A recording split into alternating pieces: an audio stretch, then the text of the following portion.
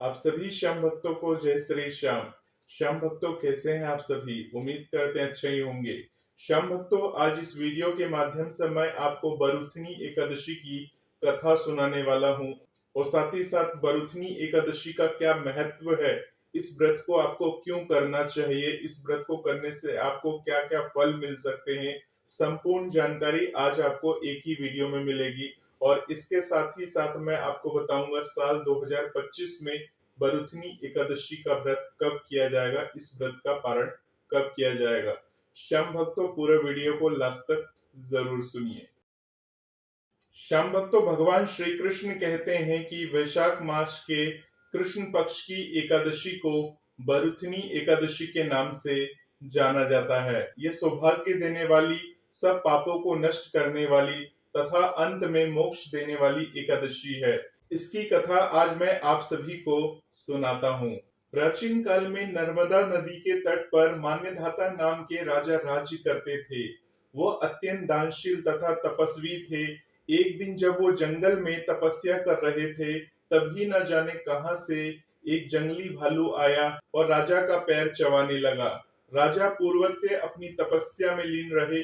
कुछ देर बाद पैर चबाते चबाते भालू राजा को घसीटकर पास के जंगल में ले गया। राजा बहुत घबराया, मगर तामस से धर्म अनुकूल उसने क्रोध और हिंसा न करके भगवान विष्णु से प्रार्थना की। करुण भाव से भगवान विष्णु को पुकारा।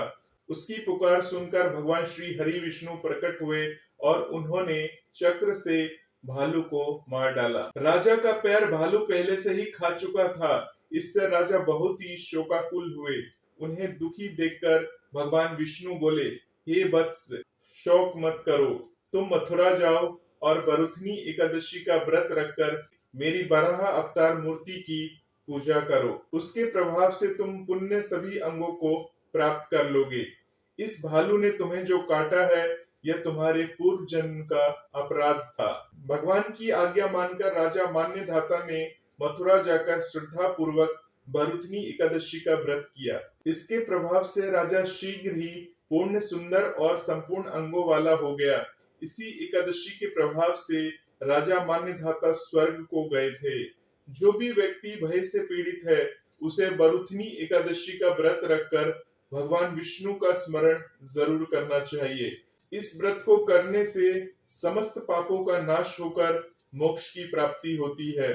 श्याम भक्तों, जब मैं इस कहानी को सोचता हूँ तो लगता है कि बरुथनी एकादशी सिर्फ एक व्रत का दिन नहीं है, यह एक सबक है। यह हमें सिखाती है कि जीवन में मुश्किलें आएंगी, पर अगर हम अपने विश्वास पर अडिग रहे तो कोई न कोई रास्ता जरूर निकलता है। मान्यधाता की कहानी हमें बताती है कि भक्ति और कर्म का मेल कितना शक्तिशाली हो सकता है। श्याम भक्तों, बरुथनी एकादशी का मतलब है वर देने वाली एकादशी। यह वो दिन है जब भगवान विष्णु अपने भक्तों की हर पुकार को सुनते हैं।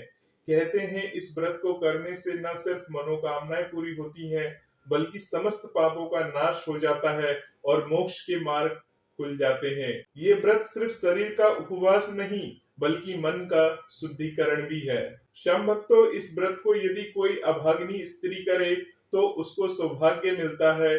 इसी बरुथनी एकादशी के प्रभाव से राजा मान्यधाता स्वर्ग को गए थे। बरुथनी एकादशी का फल 10,000 वर्ष तक तप करने के बराबर होता है। श्याम भक्तों, कुरुक्षेत्र में सूर्य ग्रहण के समय एक मन स्वर्ण दान करने से जो फल प्राप्त होता है, वही फल बरुथनी एकादशी का व्रत करने से मिलता है। बरुथनी एकादशी के व्रत को करने से मनुष्य इस लोक में सुख भोग कर परलोक में स्वर्ग को प्राप्त करता है। श्याम भक्तों, शास्त्रों में कहा गया है कि हाथी का दान घोड़े के दान से श्रेष्ठ है। हाथी के दान से भूमि दान, भूमि के दान से तिलों का दान, तिलों के दान से स्वर्ण का दान तथा स्वर्ण के दान से अन्न का दान सर्वश्रेष्ठ है। अन्न दान के बराबर कोई दान नहीं है। अन्न दान से देवता, पितर और मनुष्य तीनों तृप्त हो जाते हैं। शास्त्रों में इसको कन्यादान के बराबर माना गया है। श्याम भक्तों, बरुथनी एकादशी के व्रत से अन्न दान तथा कन्यादान दोनों के बराबर फल तो मिलता ही है। साथ ही साथ जो मनुष्य लोभ के वश में होकर कन्या का धन लेते हैं, वे प्रलय काल तक नरक में वास करते हैं या उनको अगले जन्म में बिलाव का जन्म लेना पड़ता है। जो मनुष्य प्रेम एवं धन सहित कन्या का दान करते हैं, उनके पुण्य को चित्रगुप्त भी लिखने में असमर्थ है। उनको कन्यादान का फल मिलता है। श्याम भक्तों, जब मैं आज के समय में इस व्रत के बारे में सोचता हूँ तो लगता है कि इसका महत्व और भी बढ़ गया है। आज हमारी जिंदगी इतनी तेज हो गई है कि हमें अपने मन को शांत करने का वक्त ही नहीं मिल पाता। श्याम भक्तों, बरुथनी एकादशी हमें वो मौका देती है, ये हमें याद दिलाती है कि हमें अपने लिए, अपने परिवार के लिए और सबसे बढ़कर अपनी आत्मा के लिए समय जरूर निकालना चाहिए। श्याम भक्तों, आजकल लोग कहते हैं व्रत करने से क्या होता है, ये सब पुरानी बातें हैं, पर मैं कहता हूँ एक बार व्रत करके देखो। ये व्रत सिर्फ भूखे रहने की बात नहीं है, ये आपके मन को साफ करने का, अपने गुस्से, लालच और चिंताओं को छोड़ने का तरीका है। जब आप एक दिन के लिए सब कुछ भूलकर सिर्फ भगवान को याद करते हैं तो वो शांति जो मन में आती है उसे शब्दों में बयां करना मुश्किल है। श्याम भक्तों, वरुथनी एकादशी की कहानी मेरे लिए एक प्रेरणा है। यह मुझे याद दिलाती है कि जीवन में चाहे कितनी भी मुश्किलें आए, अगर हम अपने विश्वास और कर्म पर भरोसा रखेंगे तो सब कुछ संभव हो सकेगा। मान्यदाता हो, धनपाल हो या हम जैसे साधारण लोग, ये एकादशी हर किसी के लिए है। ये हमें सिखाती है कि भक्ति का रास्ता आसान नहीं, पर उसका फल अनमोल है।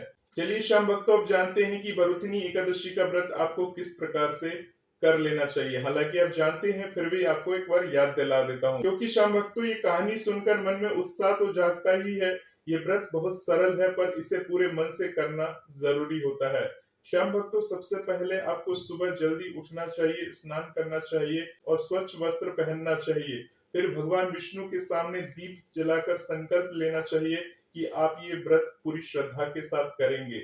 दूसरी बात है, भगवान विष्णु और लक्ष्मी जी की मूर्ति या चित्र को सजाएं, फूल, चंदन, तुलसी और फल अर्पित करें। विष्णु सहस्त्र नाम या श्रीमद् भगवत गीता का पाठ आपको जरूर करना चाहिए। तीसरी बात श्याम भक्तों, अगर संभव ना हो तो फलाहार ले सकते हैं। मन को शांत और सकारात्मक आपको रखना चाहिए। चौथी बात करें तो रात को भगवान के भजन गाएं, उनकी कथा आपको सुननी चाहिए। अगर जागना मुश्किल हो तो कम से कम कुछ देर तो आपको ध्यान जरूर करना चाहिए। पांचवी बात है श्याम भक्तों, अगले दिन यानी द्वादशी को सूर्योदय के बाद आपको पूजा करके ब्राह्मणों को दान दक्षिणा देकर आपको अपना व्रत को खोलना चाहिए। श्याम भक्तों, मुझे लगता है इस व्रत की खूबसूरती इसकी सादगी में है। ये कोई जटिल अनुष्ठान नहीं मांगता, बस आपका सच्चा मन चाहिए। तो श्याम भक्तों, इस बार जब वरुथनी एकादशी आए तो एक बार इस व्रत को करके आप सभी को देखना चाहिए। शायद आपको वो भी शांति मिले, वो जवाब मिले जिसकी तलाश में आप भटक रहे हो। और हाँ, अगर आपकी कोई मनोकामना पूरी हो जाए तो मुझे जरूर बताइएगा, मैं आपके जवाब का इंतजार करूंगा। श्याम भक्तों, किसी भी एकादशी के व्रत वाले दिन आपको जुआ वगैरह नहीं खेलना चाहिए। इस दिन पान खाना, दातुन करना, दूसरों की निंदा करना तथा चुगली करना एवं पापी मनुष्यों के साथ बातचीत, सब कुछ आपको त्याग कर देना चाहिए। उस दिन क्रोध, मिथ्या भाषण का त्याग करना चाहिए। इस व्रत में नमक, तेल अथवा अन्य खाना वर्जित होता है। आप इसकी जगह फलाहार कर सकते हैं। जो मनुष्य विधि पूर्वक इस एकादशी के व्रत को करते हैं उनको स्वर्गलोक की प्राप्ति होती है। अतः मनुष्य को पापों से डरना चाहिए। इस व्रत के महत्व को सुनने मात्र से 1000 गोदान का फल की प्राप्ति होती है। इसका फल गंगा स्नान के फल से भी अधिक होता है। चलिए श्याम भक्तों, बात कर लेते हैं साल 2025 में वरुथनी एकादशी व्रत कब की रखी जाएगी। तो श्याम भक्तों, वैदिक पंचांग के अनुसार वैशाख माह की कृष्ण पक्ष की एकादशी तिथि 23 अप्रैल को शाम 4:43 से शुरू होगी और अगले दिन यानी कि 24 अप्रैल को दोपहर 2:32 पर ये तिथि समाप्त हो जाएगी। सनातन धर्म में सूर्योदय तिथि का अधिक महत्व होता है। इस प्रकार से 24 अप्रैल 2025 को वरुथनी एकादशी व्रत रखी जाएगी। अब श्याम भक्तों, आपकी जानकारी के लिए बता दें कि एकादशी व्रत का जो पारण होता है वो द्वादशी तिथि पर किया जाता है। वरुथनी एकादशी का व्रत का जो पारण है वो 25 अप्रैल को किया जाएगा। इस दिन व्रत पारण का जो समय रहेगा वो सुबह 5:46 से लेकर सुबह के 8:23 तक रहेगा। इस व्रत का पारण करने के बाद विशेष चीजों का आपको दान भी जरूर करना चाहिए।